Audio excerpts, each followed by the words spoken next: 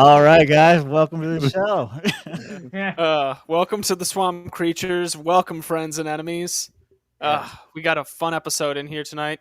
We're joined by Nick Ciesielski of the Bitcoin Caucus. I hope I didn't fuck that up too badly. I'm used to it. It happens all the time. Good deal. Too many syllables.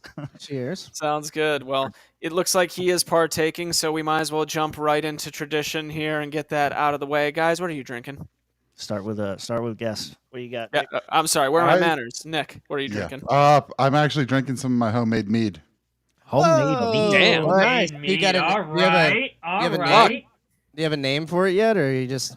I don't. Homemade I just mead. make it and I just drink it. So Nick's secret sauce. A new standard has just been set on this show, and I didn't even realize that was going to happen tonight. You know, I want to say we've had someone who made like homemade whiskey or something here before. Yeah, his name was Rich, and we don't talk about the Browns who've departed. Oh yeah. That's right. We deported him. Yeah, Trump got rich out of it rather quickly. He would have been He said, deported "This is our anyway. swamp. Go back to your own island." Yeah, he would have been deported anyway. That's for sure. Oh, look, we talk about Bitcoin, and look who shows up in the chat. Yeah. What's up, Matt? What's up, Matt? Oh, It's because he's listened to every single other Bitcoin podcast that he's on today, and he's like, "I just need more. I can't double down." All right. Bitcoin Well, maximalist. continuing on. Josh, what are you drinking? I'm back around here with the old Kyle Rittenhouse here for another round. So we're gonna get this bottle empty probably in the next week or so, probably with this show. Rittenhouse whiskey?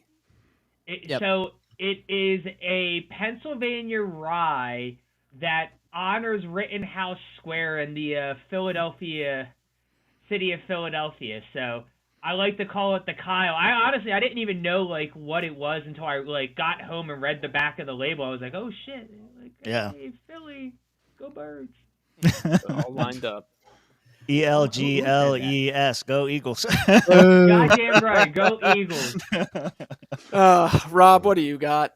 I'm drinking these heirloom spiked vanilla colas. They're pretty good. And I will say the Eagles always put me in a tough position whenever they're playing the Chiefs in the fucking Is it Super spread Bowl. eagle? Did they put you in the spread eagle position? They put him in. Yeah, they it's put him in the wide 9. Pretty similar, and no one wants to see that. So there we go. And yet, here we are. Yep, here we are. Cheers. Tim, what do you have? I'm slowly whittling down this half-gallon of Grey Goose. I'm almost there. Him getting loose And, on the goose. That's right. Mixing it up with the sour apple. The making swamp juice. Yeah. Well, the swamp juice, yeah, it is the Mountain Dew. Yeah, actually, I think I did it. I didn't mean to do it, but I did it. When you Yeah. hold the Grey Goose bottle up, it does look like you're in a VIP booth. It does. I am in this. Yeah, we're making the swamp juice tonight. So The good old swamp juice. All right, and I still got to work in the morning, so I am drinking a Coke, but I still got the gummy, so good enjoying that good old Delta 8 30 milligrams. So this will be a fun time talking about Bitcoin. all right, good deal. All right, so just kind of getting started away here.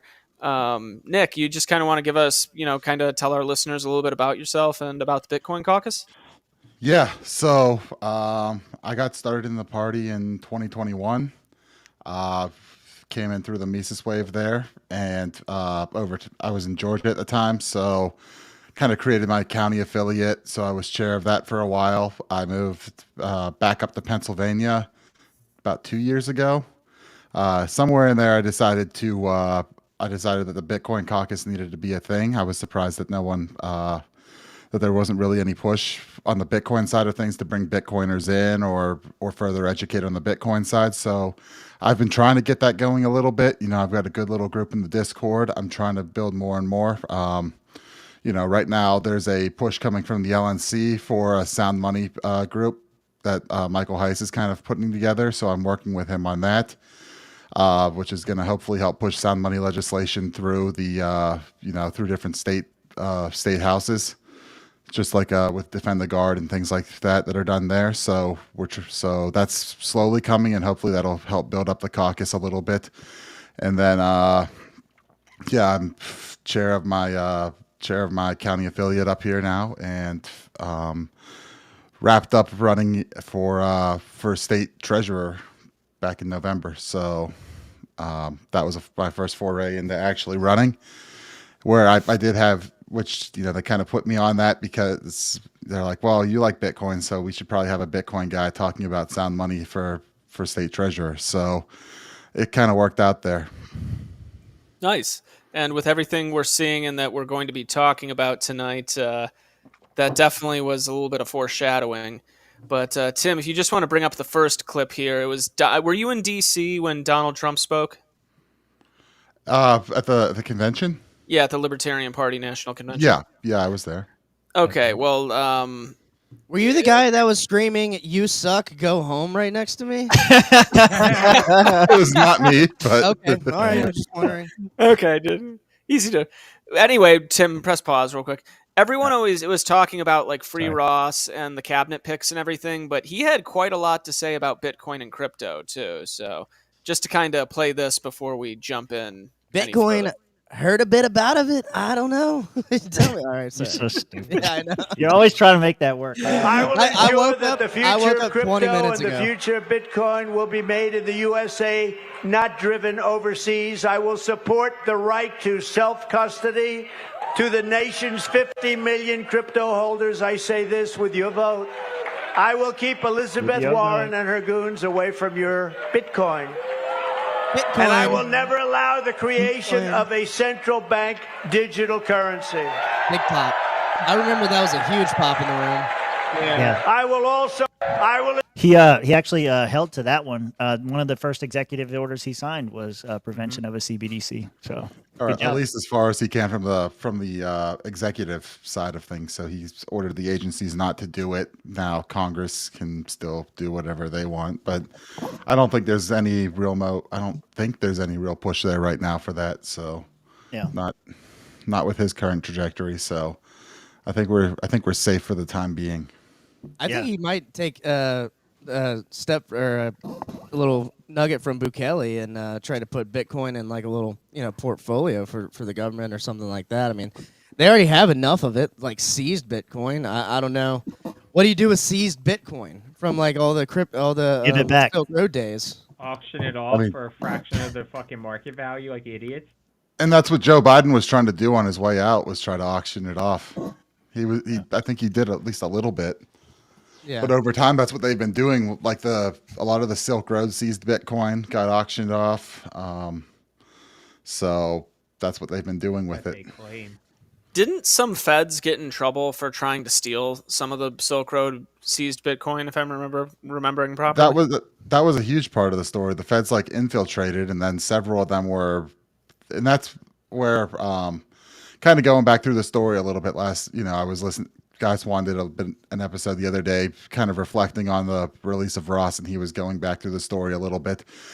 And yeah, there were several feds, Carl Force, who kind of infiltrated their way in there and were actually siphoning off. They were doing the, shaking people down for money. They were kind of all this wild scamming and, well, not scamming, but all this wild theft of it and these inside things, like using their powers to kind of strong arm other companies so that they could try to hide their transactions and all this crazy stuff. And that's why a whole part of the Ross Ulbricht case was so wild, because none of that was allowed to be admitted at trial because it was still under investigation.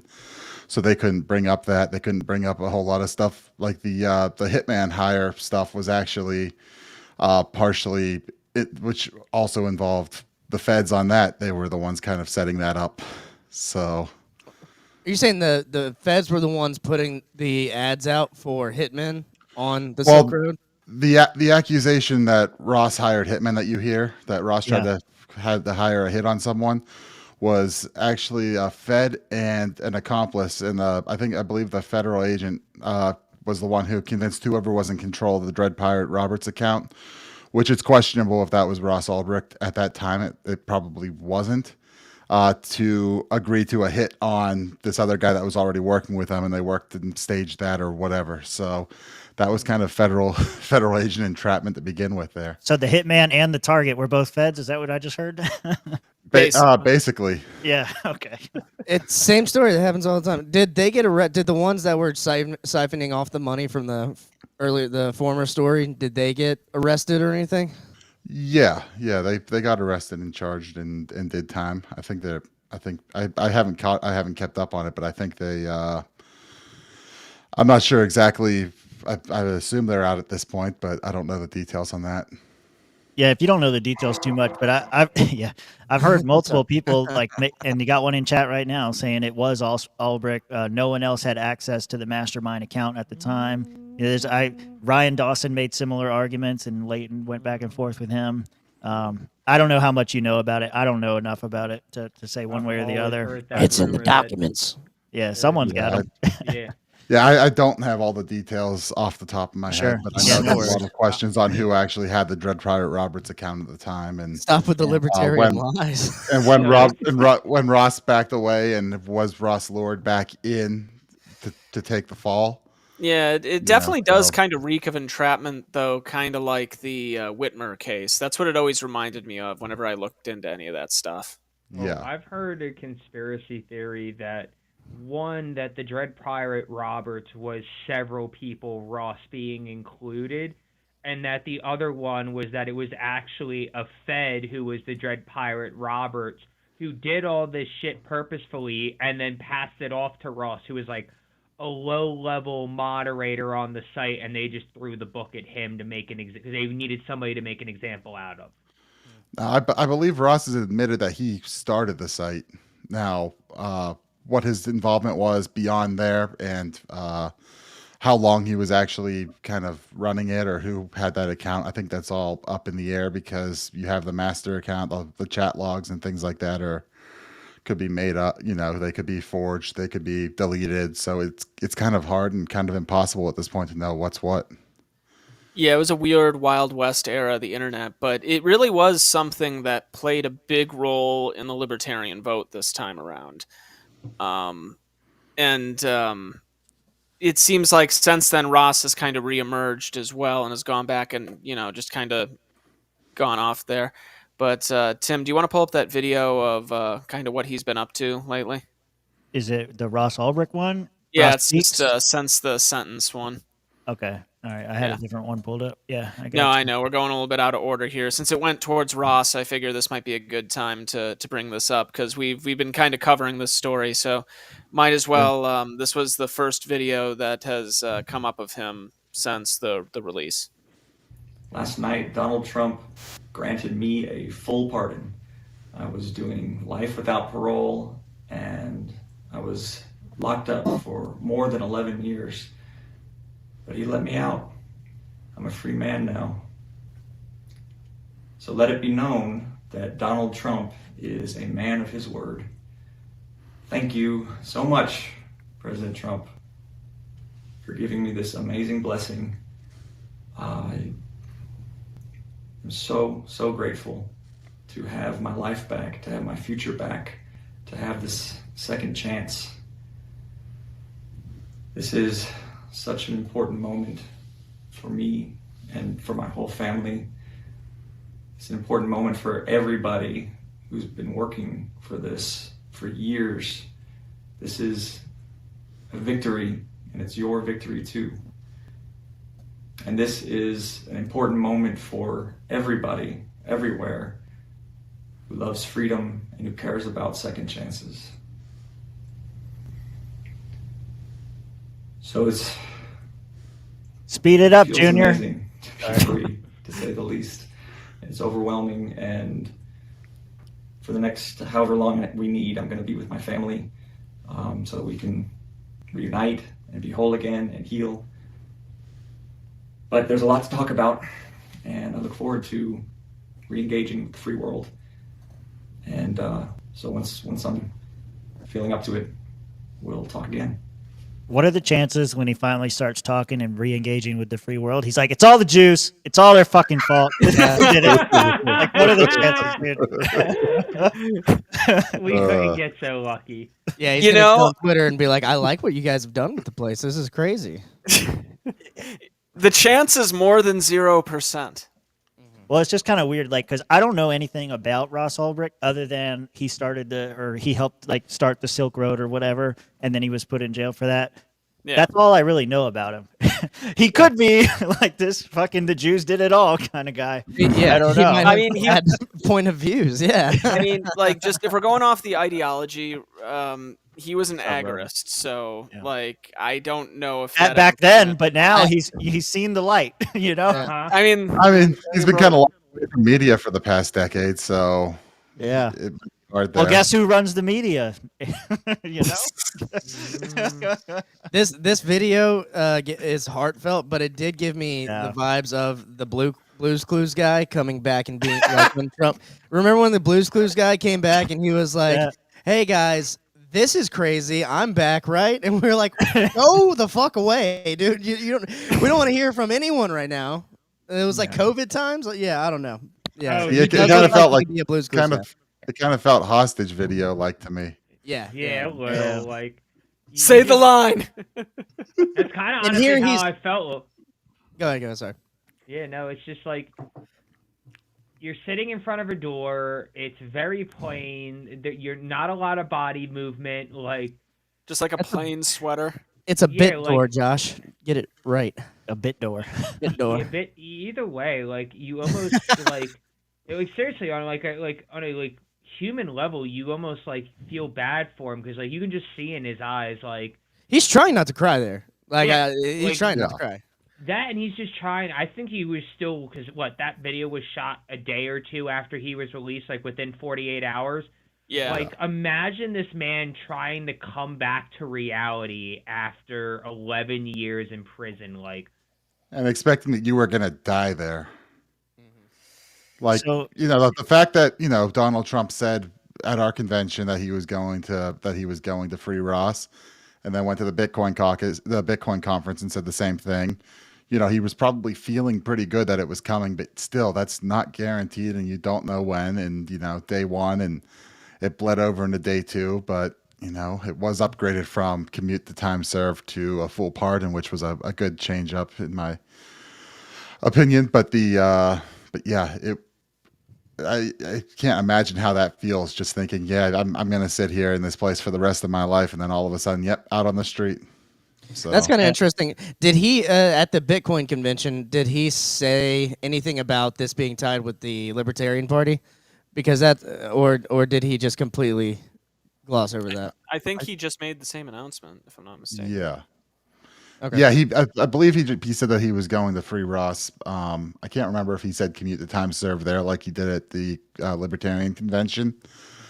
But he did make that promise, and then he made several other promises like that he came through on, like firing Gary Gensler, who resigned as soon as Trump got elected. So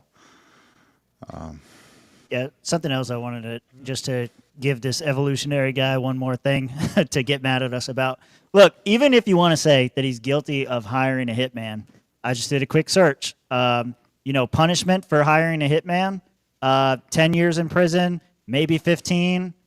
In California, it's as low as 5. He was arrested in 2013. So I think he served his time, even if you want to say he's guilty of the crime you alleged. So let him out. and it doesn't matter because he was never even charged with that, or maybe the charges were brought initially and then dropped because they didn't There you have go. it, or Yeah, they assumed were that never was- Even brought- better. Rob, Even so yeah, more. he was never convicted on that. So we have to judge off of the fact that he was convicted on nonviolent crimes of Yeah, what was he convicted of?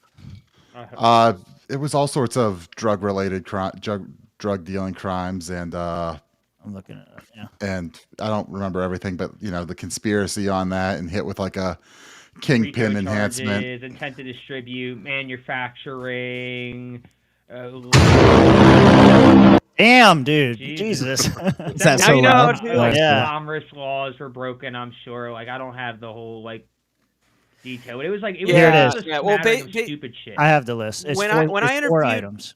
When I Okay. interviewed Lynn around 2020, she was telling us about how in many ways she thought it had more to do with Bitcoin than it had to do with drugs, which is one of the reasons why I think this has also been a big issue for the Bitcoin community, and why Donald Trump was smart enough to recognize that and bring that up at their thing as well.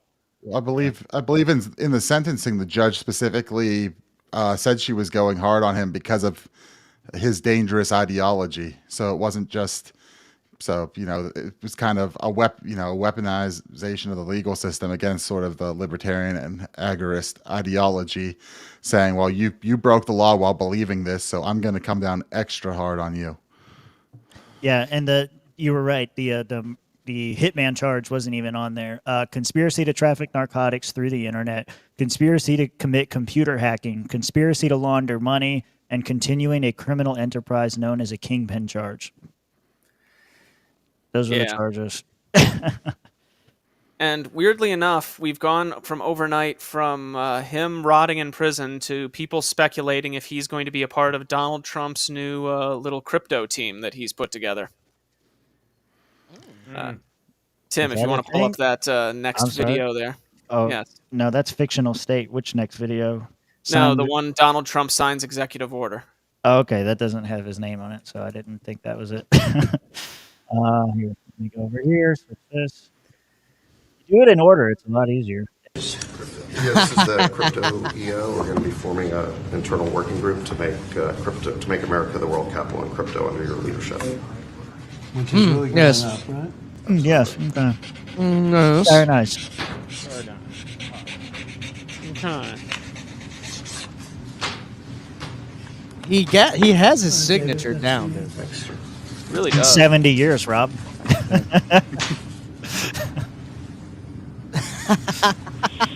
Look at this. Look at this piece of paper. Look at my executive order. Look at it. It's so great. Yeah. It's the greatest. So what was that? It's an executive order to make U.S. the crypto capital. That's what the executive order says. Yeah. So it's done. It's over. It's over. We rule. We're gonna call it America Coin. The Gulf of America, baby. So correct me if I'm wrong, but from what I could tell from digging into this basically banned CBDCs like we were talking about before, as well as it established a crypto group that Donald Trump has now put together, is putting together to basically establish the best avenues of making America that, as mentioned, crypto capital. I would have some recommendations on that. So, I don't know who exactly is on that group, but I believe Cynthia Lummis, senator from Wyoming, is somewhat involved on that. She's been big in the Bitcoin space, but basically, I think what you need is to allow the miners to mine. I think a lot of good work has been done, like in West Texas. I lived out there for a little bit, and you saw, when I was living in Midland, all the oil drilling out there, they're just burning off the spare gas. They get that natural gas out. They don't have any way to transport it. They just had flares around town that you just burn it off. You fly in there at night and you just see, flares everywhere. So a lot of miners said, all right, well, we're going to go hook generators up to that, and we're going to go mine using power from stuff that was just going to get burned anyway. So, you want to allow mining to happen. You want to allow, it would be great to eliminate the capital gains tax on trades. Now you don't have to worry about figuring out, it was worth this and that when I bought it, and try to do that crazy complex accounting that would go with it. I think those are really the big ones. If you kind of just get things out of the way, ensuring the right to self-custody. There are bills, at least one bill that was introduced here in Pennsylvania and passed the House back in the fall. So that was in the last session. So unfortunately, that's dead and has to be brought again. But, it was a Bitcoin rights bill that basically said that you had the right to transact in Bitcoin. You had the right, digital assets. You had the right to self-custody. I think there was a third one, and then it banned any municipality or anything or any other government group from enacting a specific tax on crypto transactions. So they couldn't say like, okay, well, in addition to the normal sales tax, because you spent in this, there's going to be an extra couple percent. It said, no, you guys, we're not doing that. So cool. Now do cigarettes. Right. Cool. Now do gas. Cool. Now do everything else. Like, what the fuck? Right. Yeah. Jesus Christ. But I thought I read that bill. It was extremely simple. It just laid out some definitions and then said those like four things. And it was like, yeah, that's a very easy bill to say. That's a nice, good bill. Yeah. And one thing that I did read about, but I haven't been able to find anything to dig any deeper. I guess this group has also already moved to repeal the barriers that allow banks to carry Bitcoin. Yeah, I believe SEC removed that. I forget what the specific title of that was, regulation, but they repealed that, so that would allow and open up banks to be able to custody. So that's a tough, it's always suspicious, like, well, what are the banks going to do with it? But at least that might open up some ability for maybe loans against what you have, which would be a pretty good thing. If you're sitting on a nice big stack, rather than spending it and enacting they don't do that already. A taxable event. There's places that do that. There are specific companies that do that, but I did. There are some companies, like I think Unchained and some other companies will do loans against your Bitcoin, but that's at high interest rates, and you have to be over collateralized, and I think it's high risk, isn't it? Bigger. It's, just in the short term, yes. Yeah. So, opening it up to these larger financial institutions might be able to do that. Then, you can kind of access that value without taking on taxable events. So, yeah. Yeah. For me, I just see it and I think, why not gold? Why not land? Golden land. Land, huh? you want to live on land, Josh. You want to plant things on land. Why not pelts? Go back to the old pelt. Yeah, Robert. Furs. I need more furs. Hey, Robert's brother was in here earlier. Was talking about that shit. I'm also for the pelt economy too. So yeah, I gotta dig through all this evolutionary bullshit. But here it is, Bitcoin. I've been investing my money in pelts. I heard it's gonna come back hard. Yeah, man. No, you guys should. You guys is in the Bitcoin caucus, the most divisive caucus in the Libertarian Party, by the way. I'm glad you decided to come. Rob wasn't even here, and he said what we were all thinking. Yeah, isn't that crazy? Your boy over there got the wrong idea of what it means to be a trapper now. Oh, Want to make money. Oh no. Oh, well, no. you guys should send like a list, that whole list that you just listed out, and the reasons why to the LNC. That way we can make a motion and send it to whoever the fuck we're gonna send it to. Not that it matters. It's just a good. Resolutions are fake and gay. Well, I'll go back to you were saying sound money I'll earlier. resolution myself, Josh. I'll do it. Now I fucking forgot. Your dick, Rob. Now I fucking forgot. Sound money. Yeah. Sound money. Something. I don't remember. Yeah. So what's the sound money plan? Like, what was that something you said you were supporting, or somebody else was? Like, what? Yeah.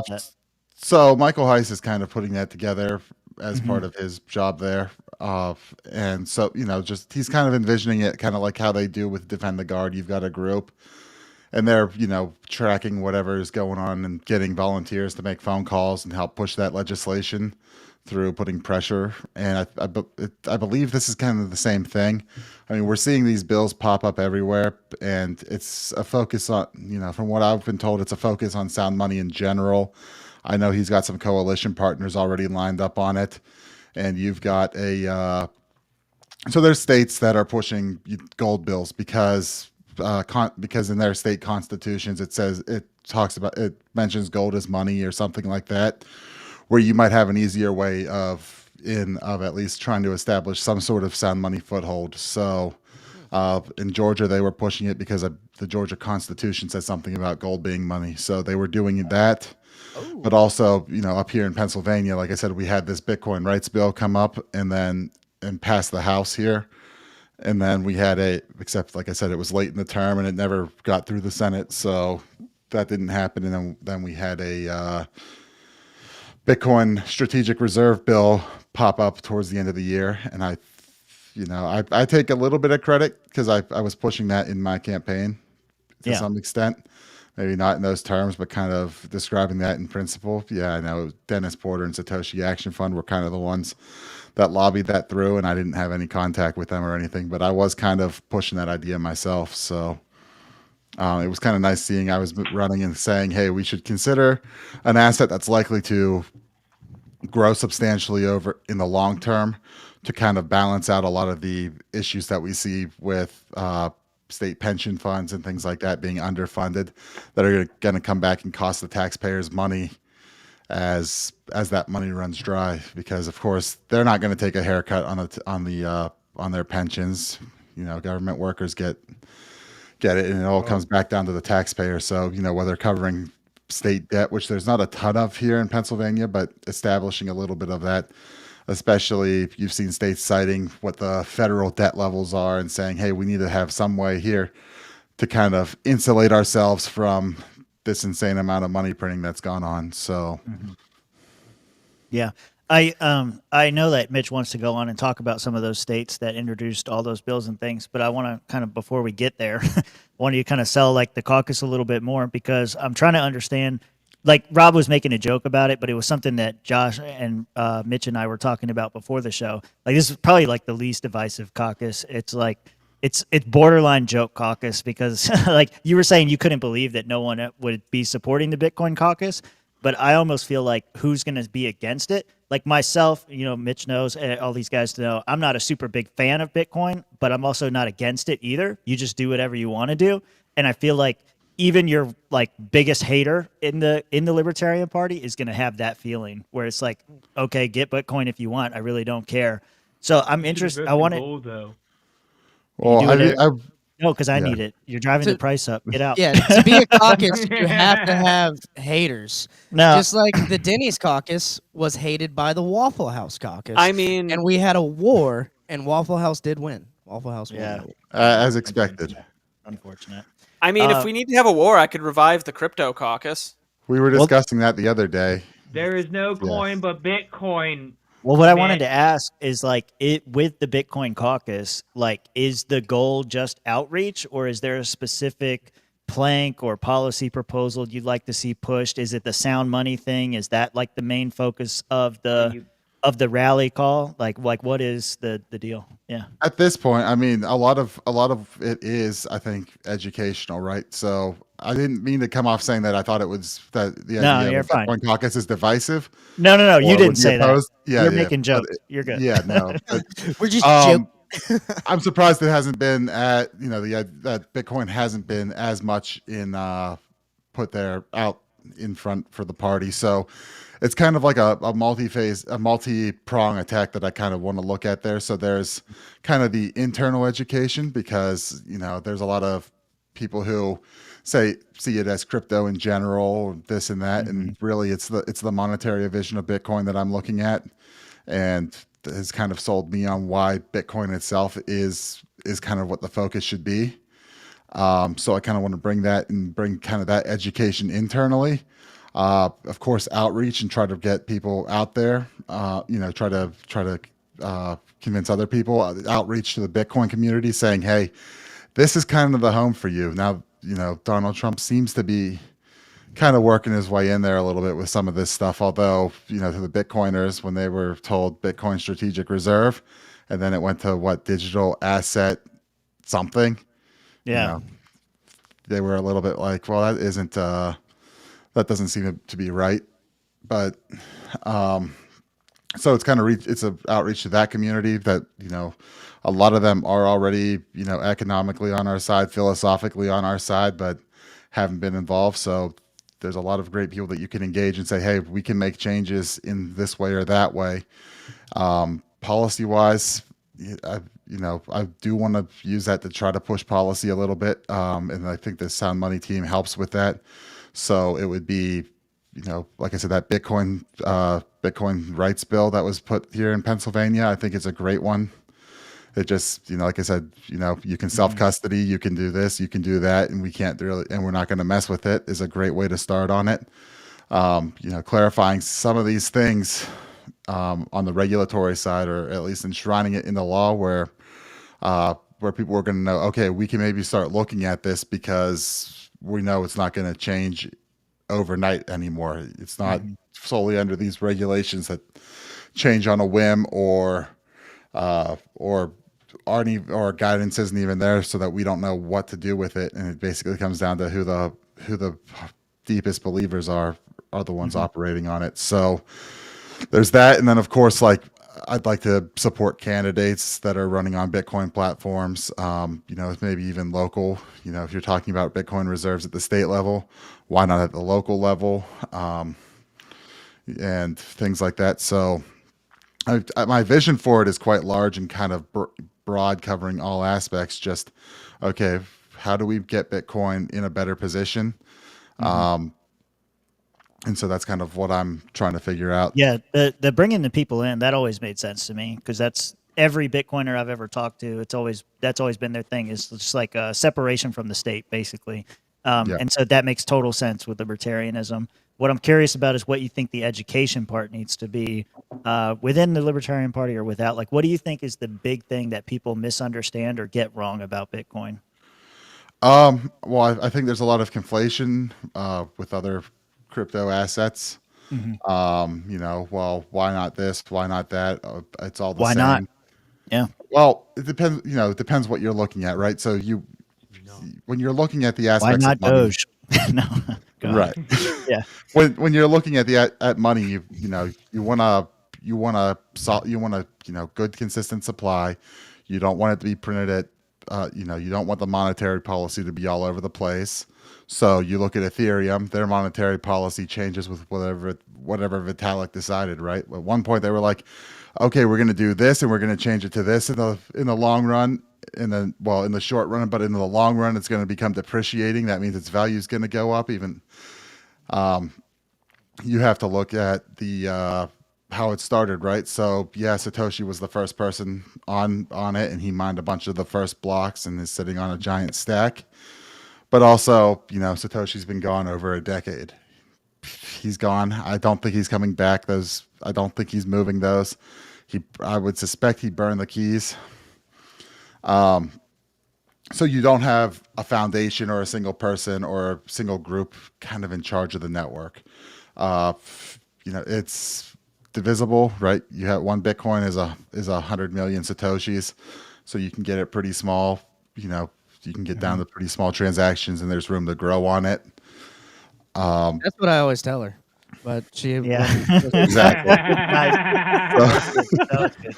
So we kind of have. So as you go down the list of good monetary properties, it kind of checks everything. The only thing that and when you start comparing it to these other assets, if you want to talk about decentralized, the fact that Bitcoin kept the block small, you can keep a whole. You can run a node on a Raspberry Pi with a 2 terabyte hard drive and be perfectly fine, right? So for $100, you can be set up and you can have an entire copy of all the transactions right there at home, which means you're deciding what software you're using. So they can't just hard fork it. You're basically a vote on the network at that point on saying this is what Bitcoin is. You have your own record. You're passing your own transactions through it. So you kind of have. This is why more people aren't involved. They're like, you're taking Raspberry Pis and forks and putting them in computers right now. Exactly. You don't know what the fuck is going on. Welcome to the wonderful world of tech. Yeah, it's a lot of. There's a huge natural inherent learning curve to this, right? Because he's making a joke about Raspberry Pis and forks, but really, like, it is that complicated when you're trying to explain it to somebody. It's very simple to say you dig a hole in the ground and you find this valuable thing called gold, and everybody wants it. Dig a fucking hole. It's a lot easier to understand. Well, Tim, I think you have the answer as to the education. Wait, what? No, I understand. Yeah, I got my answer to it, and then you were kind of you hesitated when you were talking about the properties of money. So, like, what's the one that they don't check? Because that was going to be where I lead next. Is like, so where is the sound money? What qualifies as sound money? Do pelts count as sound money? Pelts better count as sound money. I swear to God. Yeah. If you guys did pass like a bill with like things that were sound money in a state and you just threw pelts in there, like some random guy in the state's going to go, no fucking way. I'm fucking sitting on a ton of pelts right now. I can't believe they did this. Problem is pelts aren't fungible, which is another property there, right? So one pelt they're not divisible. Why not? You can cut it in half. Yeah. Yeah, but what use is a tiny little sliver of a pelt? They're movable goods. Keeps you warm. Keeps All you right. warm. If you want to go with that, you got what, enough what's little different slivers, you types got of a whole clothing? pelt again. I'm just saying. what's that Bro, little don't come pocket after for me. in your Pelt pants? caucus. We'll find a reason. Okay. The Pelt Caucus was founded on this day. Micro penis need condom too. No, but no, like That's his go logo. like It's like yeah. logo. No, going back to it though, because I did notice you hesitated a little bit on the properties of money. So where does maybe Bitcoin have a hill to climb? I won't say it's lacking. And then like what qualifies as sound money? Yeah. So, where I kind of see the issues right now is, well, one, I think the gold argument of, well, I can touch gold, I can hold gold, I can see it. You kind of have an inherent understanding of it. Bitcoin exists digitally, and That's it's tough. really hard. It's very hard to grasp the concept because it's called Bitcoin. So you're thinking of coins, but really it's just a list of, okay, this amount was moved to this person, and that it's just basically a list of transactions.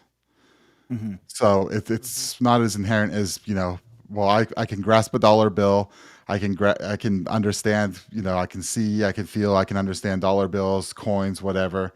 I can understand gold and it's shiny, nice shiny yellow rock, and so it's kind of a really different mindset to think about it through.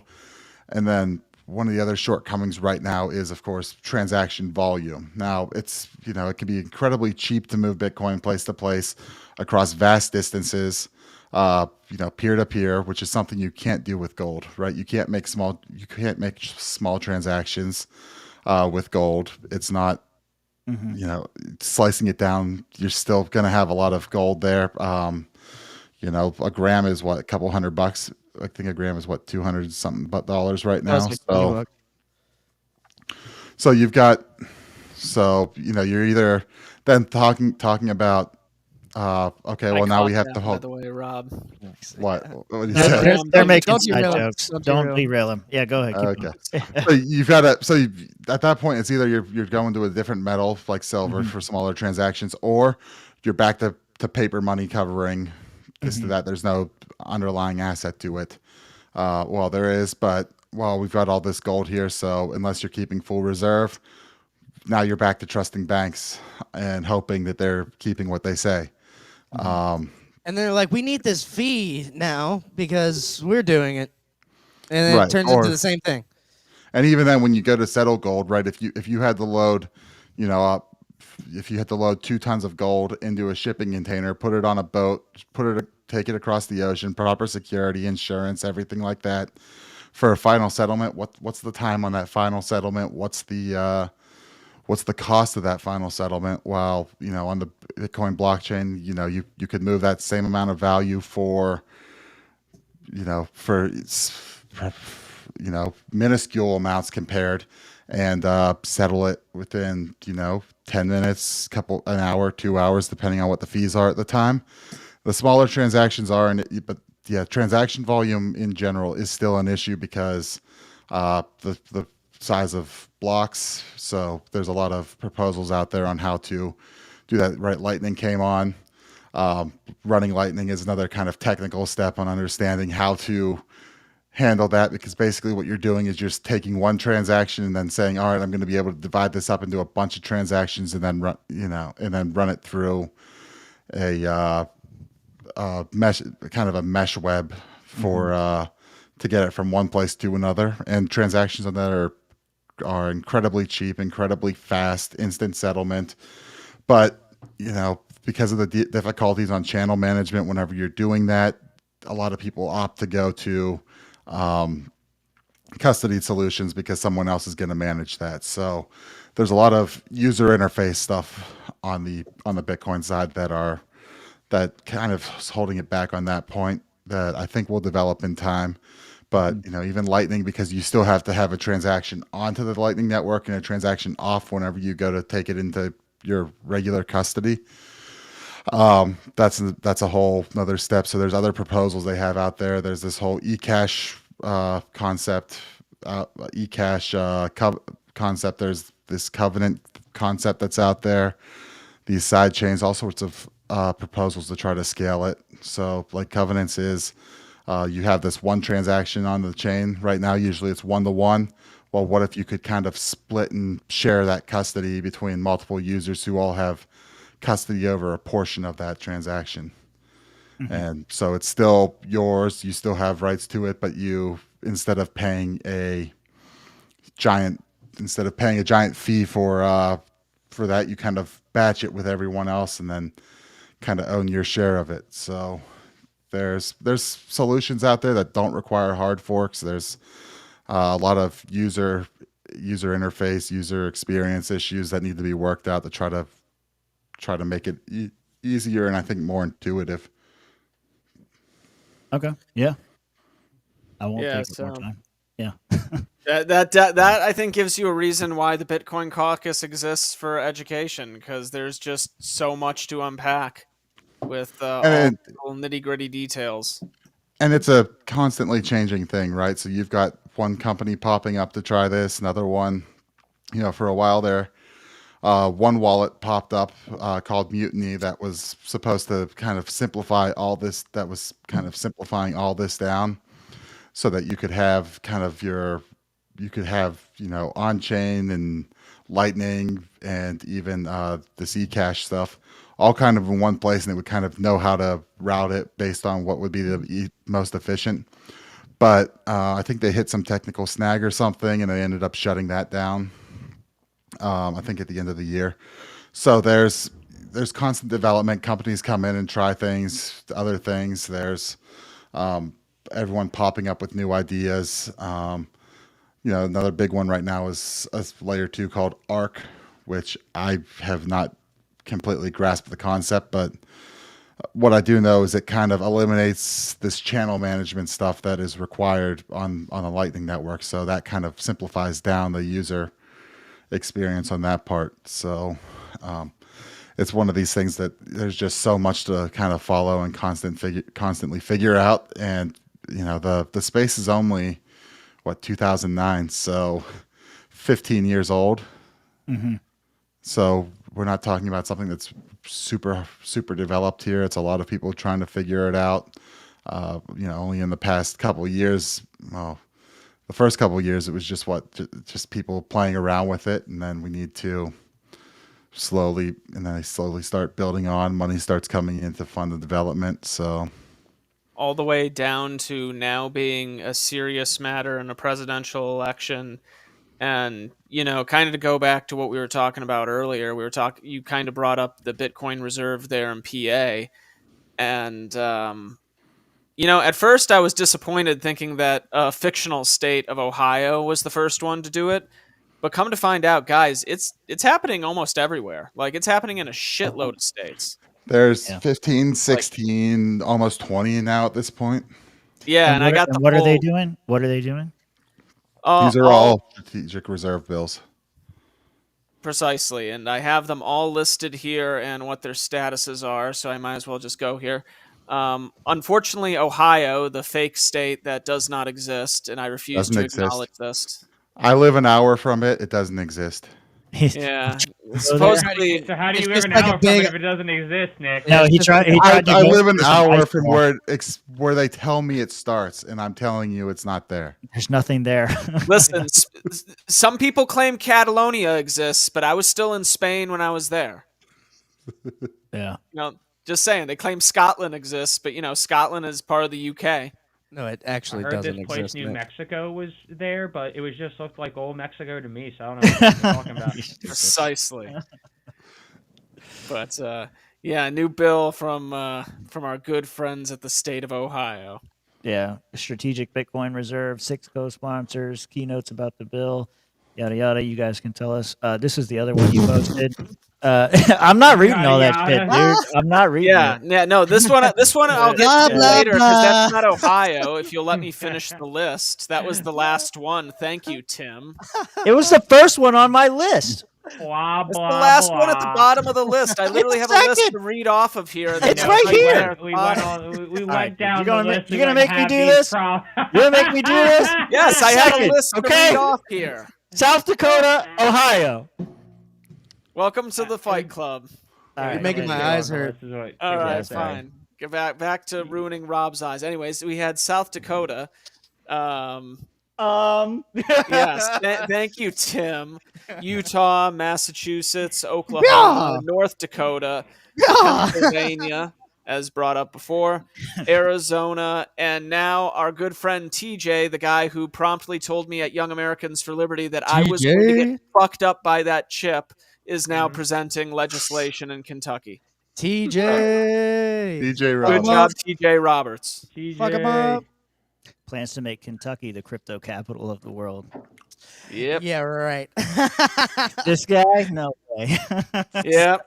They were like, I heard there were Raspberry Pis for sale here. And forks.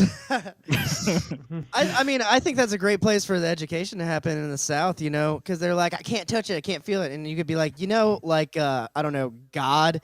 Do you get like that whole concept? And they're like, oh shit. And you're like, Bitcoin is God. And then they're like, No. Come on. No, I don't know if that come would on. work, but Rob, do you want to get burned?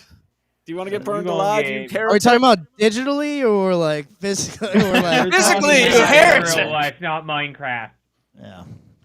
I think that's a good way of explaining non-tangibles. Doesn't mean it's not bad, right? You know, you can't see it, can't feel it, you can't touch it. Rob's lawyer brain going right now. Well, what do you think the chances are? Okay, so you said there's like 20 states that are doing this Bitcoin reserve deal. What do you think the chances are that the U.S. like federally decides to have a Bitcoin reserve? Like, I don't know. I guess it's looking good, right? I think the game theory is going to force it. What do you mean? So everyone else going to do it. Dominoes. Well, yeah. So the fact that it's been brought up and is in the realm of possibility has been the catalyst for why all these states are jumping on board, because they want to get in before the big shark comes in. So that also, they can sell it all, and then wouldn't that just do the opposite of what it's supposed to do? Well, I mean, if you were to dump it all at once, but you know, well, if the government's going to buy it, why not? They're going to buy it at the highest price. Right. So, but the state governments can't print the money, right? So they need. No, to that's what I'm saying. Federally. Yeah. Yeah. So the idea is, I think a lot of these states are saying, well, federally they might get in on this, so we stand our best chances if we come in and do this. And the fact that it's brought up that the U.S. government may be buying at some point is now forcing this kind of conversation going on in countries across the world, because they're all saying, well, if they're going to buy it, we probably need to have this before they have it if we're going to maximally profit. Now, it seems like what they're talking about already has gone from we're going to buy at the federal level to we're going to hold what we have. Who knows what that is? I mean, if you were also going to buy federally, you're also not going to tell everyone you're doing it. No, that's going to have to come out whenever it comes out. But, you know, like I said, when I was running for state treasurer, I was on board with, you know, I was pushing the idea of doing it from the state level. I'm a lot more skeptical of the federal government buying, because there are the constraints of having to buy it. There are no constraints with having to buy it versus the state level, where, you know, they do have a budget. They have to put some aside. They have to figure out how are we going to invest in this. Meanwhile, the federal government can come in and just print and buy, and who knows what it's going to do. But, you know, if Bitcoin doesn't work with whoever wants to buy it, then it doesn't work. So they're going to buy, and we're going to figure it out. So if they're going to buy, they're going to buy, and we'll see where it goes. I want to ask you more about the reserve, but sorry, Rob, this is kind of for you anyway. Do you have any shine left? Yeah, so I went and got it. Yeah, I do. Now you have to take a sip. It's $5. Yeah, exactly. But like this is like Joey's homemade fig stuff, fig moonshine. Fiction. Fiction. He got fiction. He gave me it at one of my comedy shows. Is it still safe to drink with these figs in it? You're going to get AIDS. You're going to get shine AIDS. Drink the shine, queer. I wanted to ask you, I know Rob had another question, so can't open it. Oh, he's not. Go get a man. You need a man. Ricky, I got some shine for us. Come on over. I wanted to ask you, like, what do you think, like, the purpose of Bitcoin reserve is? Because when I think about a reserve, obviously, I don't know if it's obvious, but the first thing I think about is like the oil reserve, right? And so the idea behind the oil reserve isn't that we have this asset that we can sell or whatever. It's if Saudi Arabia decides they're not going to sell us any oil this year, we dump our oil reserve and it keeps the economy going. So what is the point of a Bitcoin strategic reserve? And then what happens when we utilize that? Like, what is the case for having one? Smart. Right. So you're talking federally on that? Yes, of course. Yeah. Yeah, that's where I struggle with the issues, right, with it a little bit, right? It's because Okay. because the federal government owns. Okay, well then that they case, have the gold reserve also, right? So thinking about it, like while you're talking, I'm sorry to cut you off, but I think it probably even applies to the state level because it's the same issue. So go ahead. Yeah. Well, when you're talking on the federal level, they hold gold as it is. So they try to have they claim to hold gold or the Federal Reserve. Never been audited. Yeah. Right. So we can dive down that rabbit hole at some point, but that's I don't know what to say there, but yeah. So at least this would be auditable, and they'd say, all right, well, we have this asset to quote unquote back up the value of the dollar or the economy or whatever. So it's still kind of the Keynesian or whatever modern monetary policy nonsense or whatever sitting there. I don't think it's, when RFK came out at the Bitcoin conference and said, well, the dollar is 20% of world currency or whatever, so, or value or whatever it was. So I want to buy 20% of Bitcoin and hold that. I was like, I don't know if that works out, or I don't really see the purpose on it. From a state level, I do think it makes more sense because they don't have the power to print the money. They have, and when you're dealing with the inflationary pressures and the fact that so many states are, as it is, incredibly mismanaged, if you're going to come in and buy an asset that is, has a good track record of increasing in value, as a limited supply that's not going to grow, and you're going to say, okay, we're going to hold this, and when we hit this point, rather than turning to our people and saying we're going to tax the shit out of you to cover what we screwed up, what we fucked up in the past, we're going to dip into this and be able to start using some of this value there. So, but doesn't that value diminish the moment you say that? Because the moment you say that, it's like, well, they have to sell it because they're trying to get, and then what are they trying to get? Fiat? Like, that's definitely going to be worth less. Yeah. Well, I mean, when they're paying people in fiat and people are expecting to be paid in fiat, that is what it is, right? So what's the difference? Is what I'm saying. Yeah. Well, but it's not like it's going to go up, and then it's not like the states are going to buy, and then the second that they buy, they're going to hold it for some time, and then they're going to go, okay, we're going to sell all of it, and the price is going to come crashing back down to where it was, right? So you're going to buy, well, because you're not necessarily dumping everything that you bought, right? So if you're coming up short $1 million and you've got a $20 million stockpile, and you're going, all right, well, we're gonna sell off $1 million of this. Sure. $1 million on that is not a huge amount of 5% Bitcoin. Yeah. 5% of what you hold. If you said it's 5% of what you hold, but it's not a huge amount of of the value on the network. Sure. When you're talking, why are you getting so antsy, Mitch? Say something. Because I'm looking at Rob. Holy shit.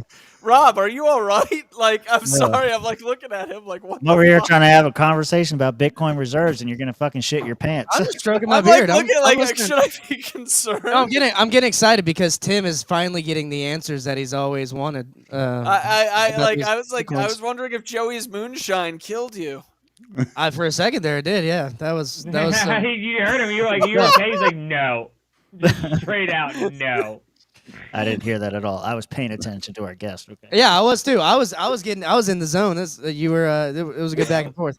No, that's good. I don't know that I'm satisfied on the answer, but I think it was a good answer. well, yeah. What I'm trying to say is, now you see, with pelts, you don't have that problem. It's just straight pelt system. You have a similar. You have a problem with any of it. Like, to his point, like, you have a problem with any of it. It's all going to happen the same. I guess the only thing that I'm just not sold on it. I don't know that a gold reserve is necessarily good either, for the same reasons I don't think Bitcoin reserve is. That's why I pointed out the example of the oil reserve, because it's like there is a use for for expelling that. It's not just to sell it to make money so that we can pay our debt. It's, you can put it in a truck and move goods from Florida to fucking some imaginary state. Yeah. Yeah. Well, that's, unfortunately, while we're talking about the government having their own, their own currency that they control, we kind of have to look at that in the concept of they're going to buy it and then they're going to sell it for their own currency until such a time where people are no longer demanding dollars, right? Then at that point, when people are saying, "Hey, this is worth more. It's holding up its its value over time versus the constant devaluation of the dollar," then people start saying, "Okay, well, maybe I'm going to start getting this a little more and demanding this." And when there's not the taxes that go person to person as far as in the transaction, whenever you're transacting. The capital gains that go along with it that you have to be tracking and everything like that. So as it develops, things might be, but right now I can only really evaluate it versus on the fact that the government has their own money. They're going to demand that you use their money. Yep. And they're going to spend their own money because they can, that's what the modern monetary theorists argue, is that you have to pay taxes in USD. So it's always going to have value for that reason anyway. You can't pay it in gold. You can't pay it in Bitcoin. You have to give them their own fiat. Josh, you had your hand up. I'm not going to – I have so much more we can talk about. Go ahead. No, I figure – because I want to get this in before we move on, because this is my, nightmare doomer scenario. I always throw it crypto and Bitcoin people, and it's always funny to see the difference in responses. It's the same scenario every time here. All of your stuff is a digital currency, correct? Like Bitcoin's a digital currency. Am I right or am I wrong? Yeah. So I'm going to go complete doomer here for a minute. We get hit with an EMP. Shit's out. Now we're going to, hey, we're back to the bartering economy. I got to trade and sell. How am I accessing Bitcoin? Why does it matter? What's the intrinsic value all of a sudden? Is there any value even in it, or was my investment in land that I can grow food and raise livestock on more valuable than this imaginary fake currency that may or may not hold valuation? Okay, a lot there to start with. So, purposely gaslighting, of course. Right. So let's start from the beginning here. Okay, EMP happens. So boom. The banks are gone. Most transactions of dollars are gone. Starfish Prime, baby. Starfish Prime. So we're already back to, all right, there's no monetary way to back to pelts. Yeah. Yeah. Pelts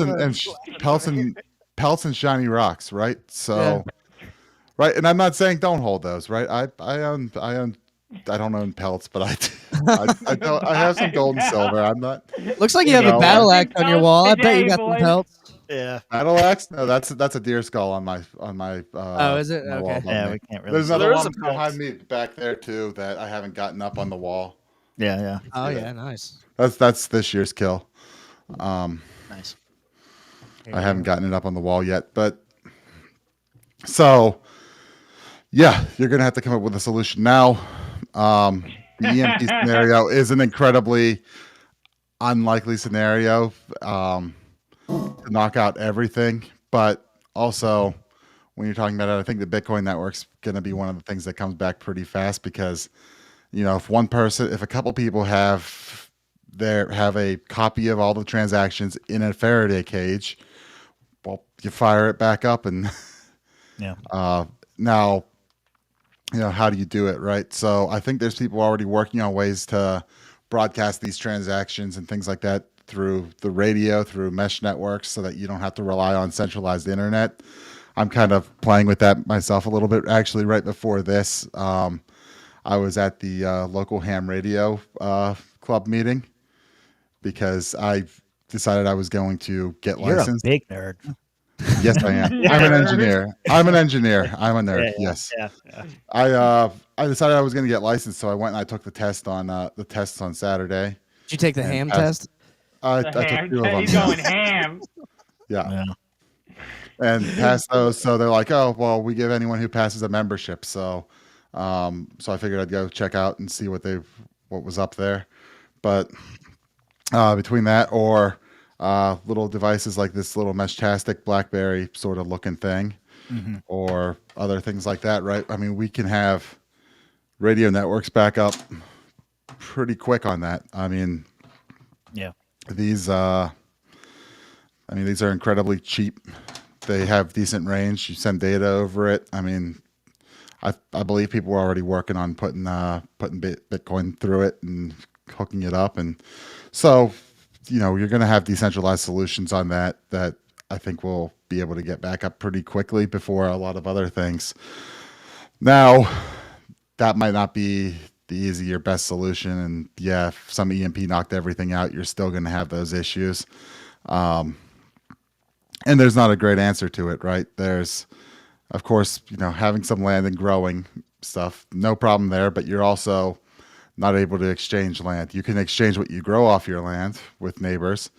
You're not exchanging long distances. You're not exchanging, you don't have vast trade networks in that world, but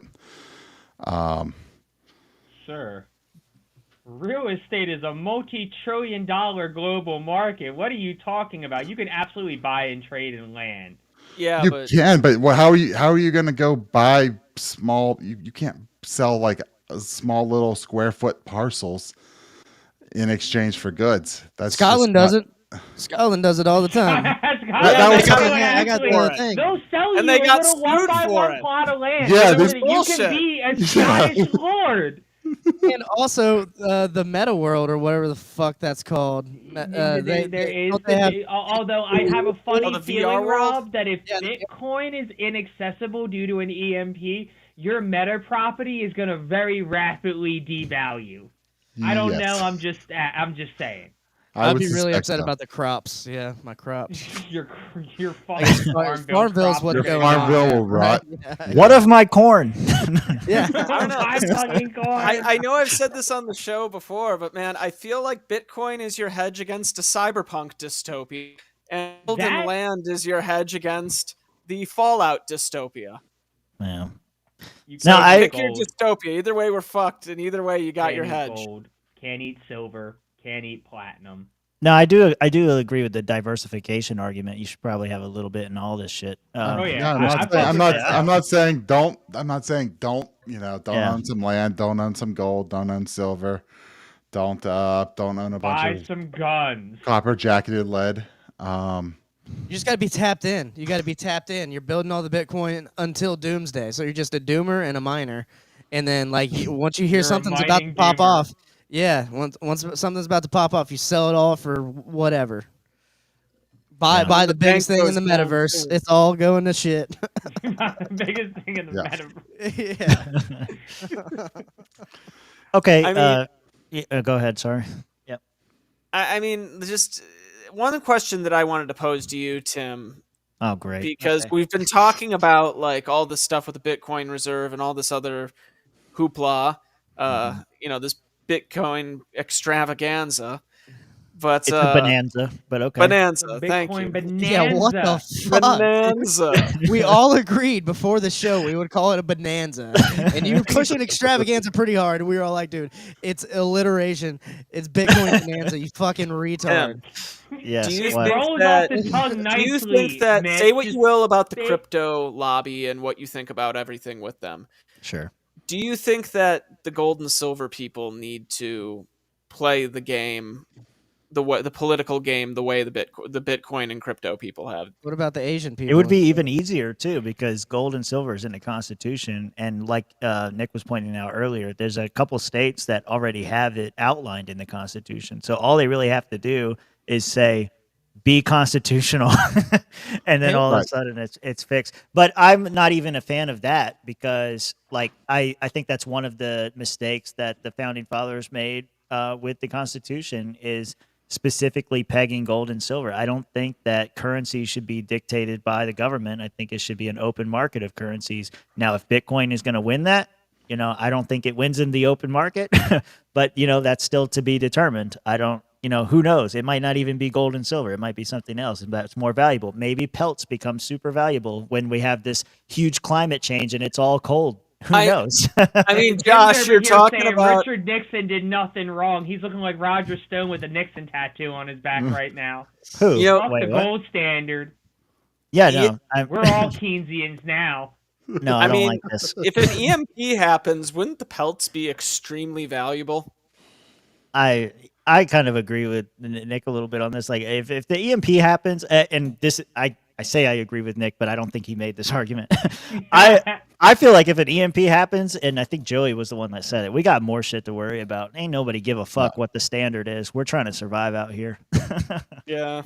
But like, that's kind of what I hold, is that like, if the EMP is a thing, which, you know, there's questions if an EMP would even knock out everything there, but ammo has more valuable than any. The ammo has so good. Yeah. But Them the Israelis are smart. But like I said, you know, beyond that, I said, you know, I'm drinking homemade mead, right? I make alcohol. I do a little bit of everything, right? So yeah.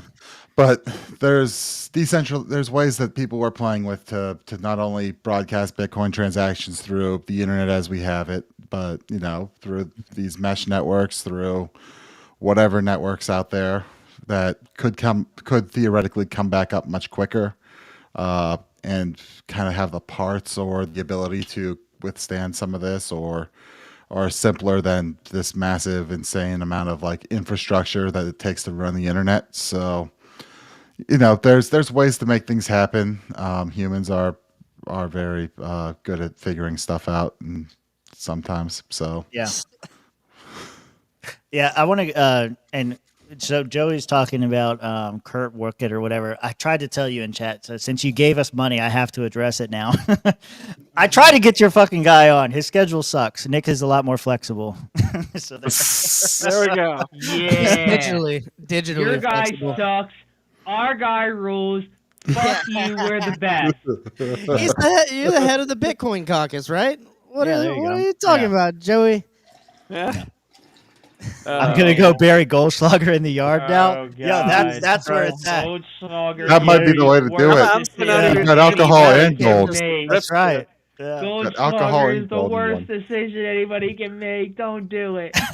No, but you have alcohol and gold in one package. That's a pretty good idea. Yeah, and until you it's poop coming gold. back up later in the night. Yeah, it reminds me of that scene from Knocked Up where he's like, you know, the girls that are always like, I got so drunk on Goldschlager last night. We could be that mistake. That could be us. Oh my god. Great movie. God damn. So speaking of mistakes, what do we think about Donald Trump with crypto so far?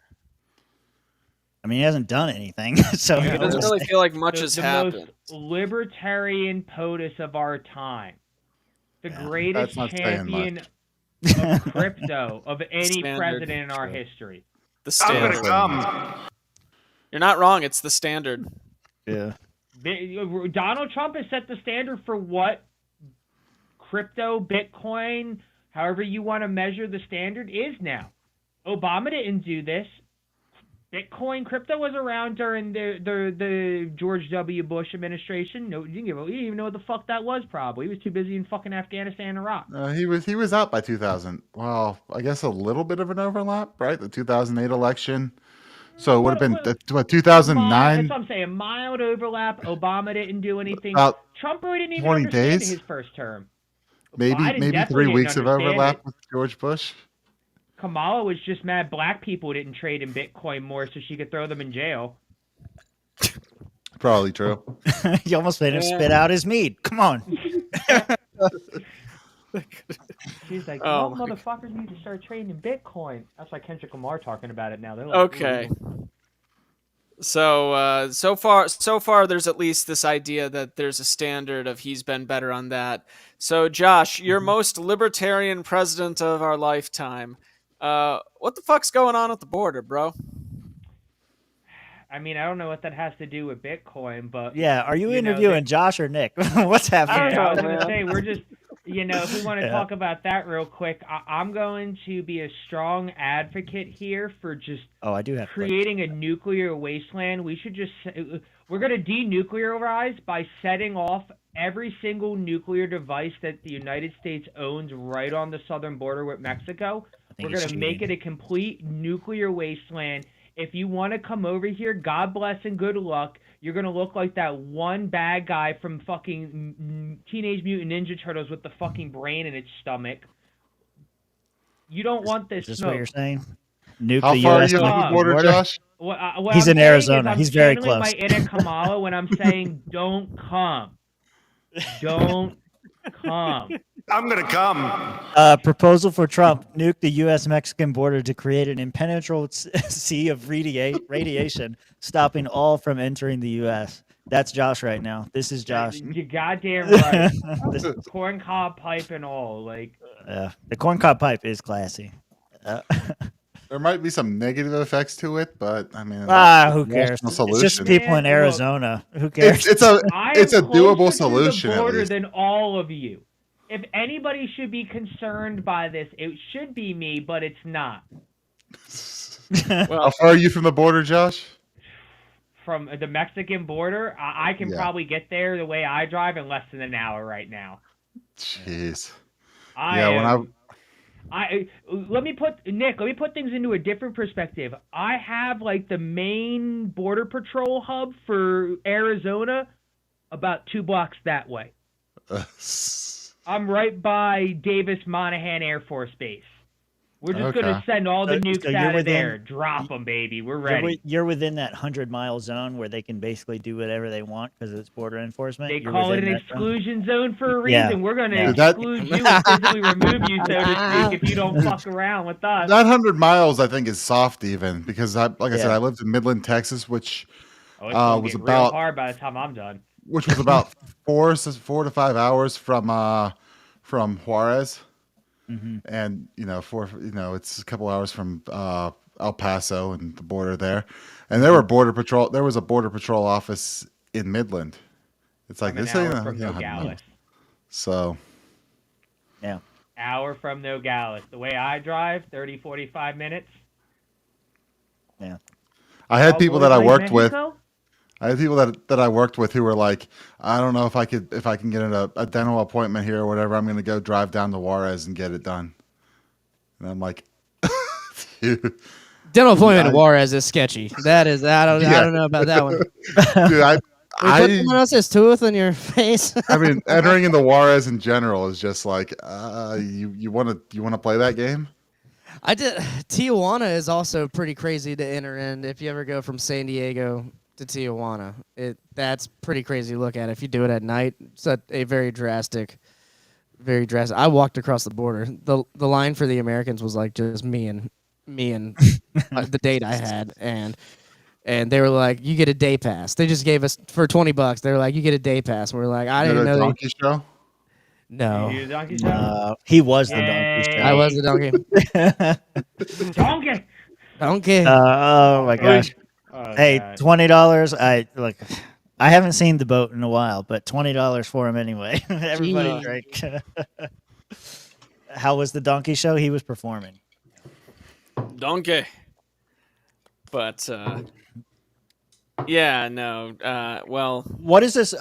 Somebody explain this to me because I don't know what the fuck this is. I'm sorry to cut you off. What, but a donkey show? I No, can what- explain- I can show you No, if you not want. that. No. basically, they're I can show talking you. about- I got the tape from it. No, I want to know what this is. This would work very fast. Mike Lee Oh, says, letter of marquee? yeah. Oh, you're a Mark legal Hunter pirate, Puzzle? bro. Yeah, it's legal Yeah. piracy. Is illegal. Basically, the president of the United States authorizes you and I guess whoever your people are, Sure. that if they designate like a country or a group, and they're like, hey, you're legally allowed to seize and take all of their stuff and keep it for a profit if you want. So it's not theft. Okay. It's not a NAP violation. We should be issuing out letters of marquee to any motherfucker who wants it. Not only for Mexico, but absolutely and even more importantly for Canada as well. So let me get this straight. They're not only a terrorist organization that we're now at war with, they are also open season. You can just do whatever If you we want. were to If they give out issued letters it, of yes. If they were- if we were to start handing out letters of marquee, I would get my affairs in order and I would go south and go hunting for a profit. Joey doesn't understand the idea of content creation, but that's okay. Anyway, I'm trying to get this out on I just want it for the record that if I shoot a Mexican and take his wallet, I get to keep it. You would, yes. That wallet is your wallet. It is his wallet if he can keep it. Yeah, that's right. We've turned from libertarians to egotists very quickly with the letter of marquee. As long as you can get it and then bring it back to America, it's yours. Yeah. I'm gonna go from Sterner to fucking Spooner to Sterner real quick. You know, it's all nice until you learn that those 500 pesos are maybe like $20. Yeah. You know what? So that means like 6 Mexicans equals a couple $100 a night. It sounds like a win. I used to keep like a 200 peso note or something in my wallet from when I went to Mexico in college. Don't go south of the border. That's all I'm saying. That 200 pesos is gonna be my 200 pesos. Yeah, There ain't no such thing as an innocent bystander.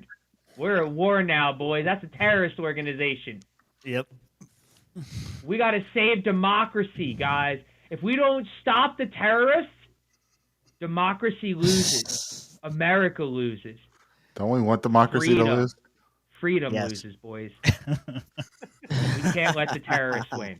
We can't let the terrorists win.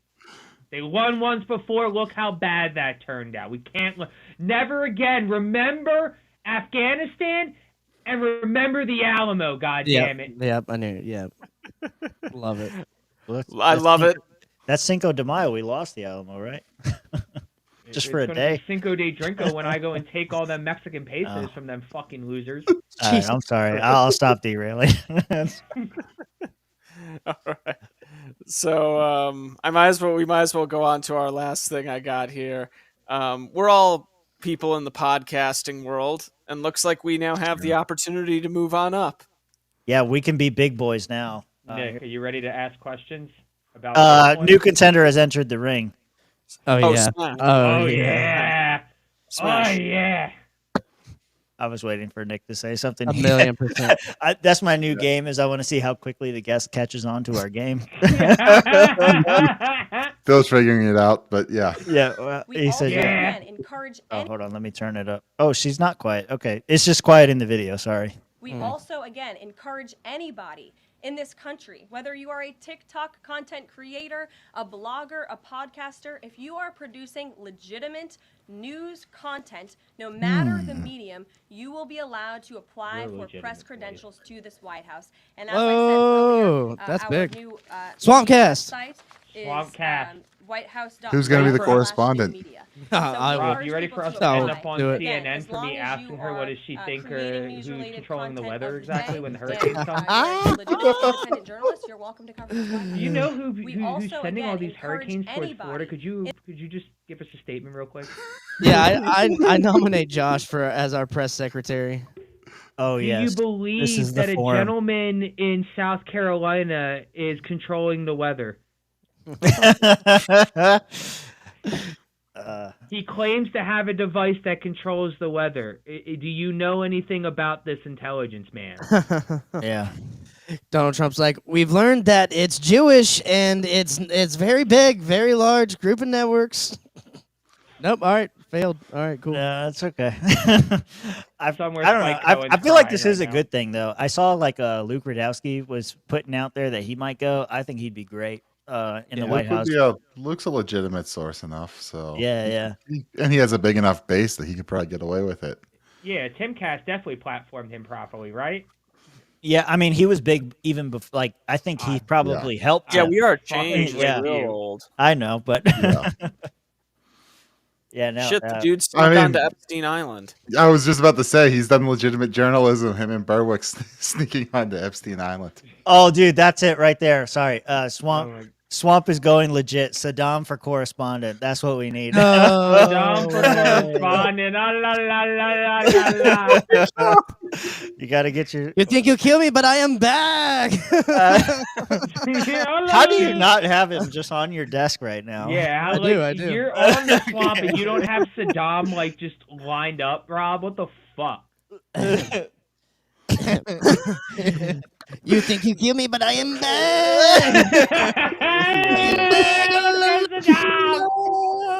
Oh, true. Look, Alex Jones. Dude, Alex Jones got to send some correspondence for InfoWars. Come on, bro. Could you imagine Alex Jones? Yeah. He's got to go himself. Like, don't send fucking David Knight or none of these people. Alex. Alex has to go in person for that one. You'll figure out if they fire the DEI hire responsible for putting the chemicals in the water that turned the friggin' frogs gay. Yeah, man. We got to know. We want answers. Gotta know.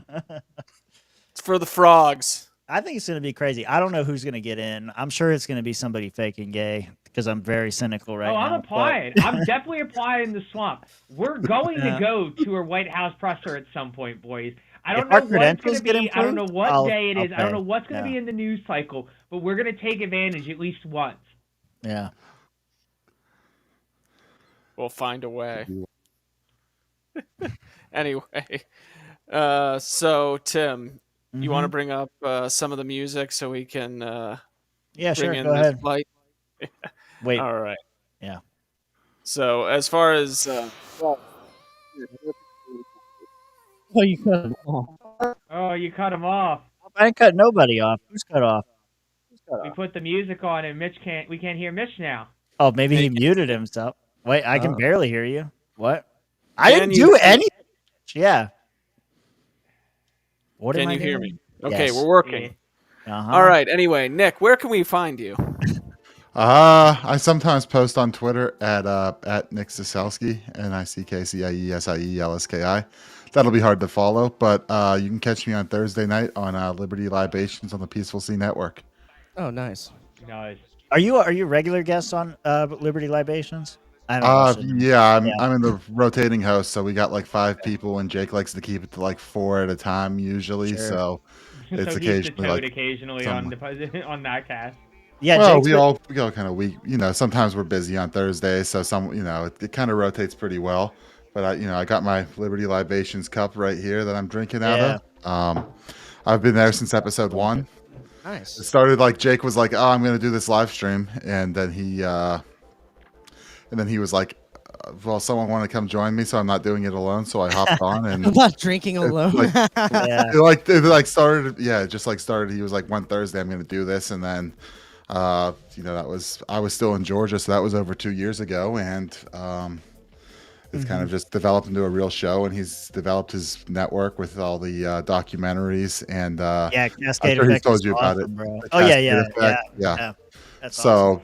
So we're saying, hey, everyone, go check that out. I'm talking with him to potentially develop my own show. So nice. Nice. Coming up, but yeah, Liberty Libations is a good one. We have a good time on Thursday nights. We do some trivia, talk about news, watch funny videos. You can catch them on your local ham radio. Now, eventually, I have to get the.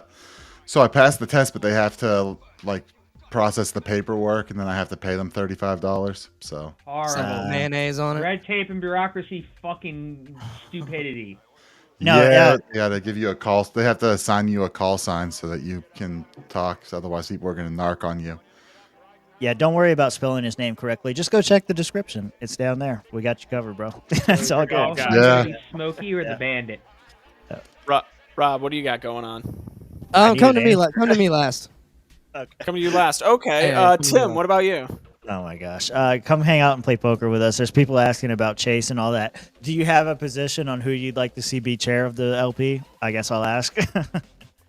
I mean, he was talking about it earlier. Yeah. Well, I figured, but go ahead. Who would you like to be chair of the LP? You're talking to me? Yes. Yeah. Yeah. From the options presented, I think Michael Heiss makes the most sense. Okay. Yeah. So yeah, we'll talk more about that over poker if y'all want to play. We'll get it. We'll get into poker. Okay. Let's poker. Don't worry. All right, Josh, plug your shit. I got no shit to plug no more. I'm not running for office anymore. I'm not involved in any state, local, or national affiliates with the LP or any other political organization. I have a Cash App. If y'all want to DM me, I can give you that. You can send me some bread. I like money. I'm a capitalist here and a libertarian, so I like sound money. If you can send me sound money, Outside of that, And then some come Bitcoin. join the Discord. Follow us on Twitter at Real Swampcast. Follow me on Twitter at Real Swamp Josh. Come play poker with us. If you're not in the Discord, you're missing out on all of the coolest shit that we do and talk about. Yeah, Nick, if you're not in Discord, please. I have the link. I gotta get in. Come play some poker if you ain't doing nothing later. I gotta join it. Yeah, I have the link. I'll do that right after we get off. Poker's where it's at. That's where the real talk happens. We are now, a new challenger comes in. Anyway, go follow me on Twitter X at Mitch Connor JLo. More to come from 1776 swag soon, but until then, go check out my backup Libertarian Frontier on TeePublic. And Rob, what is it you wanted to save the best for last for? Yeah, sorry. Are you in fear of the imminent doomsday? Are you looking desperately for something to stockpile? Oh, God. Come to.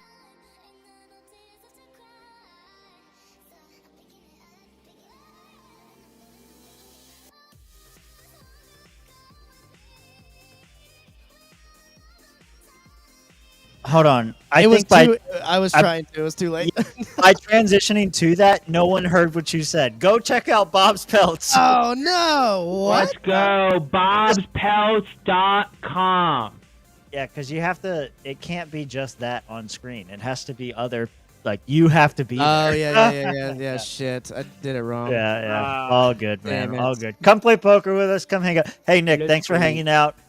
Tell Jake. Yeah, thanks for having me on. Tell Jake to put me and you on the same show. Let's have some fun. All right.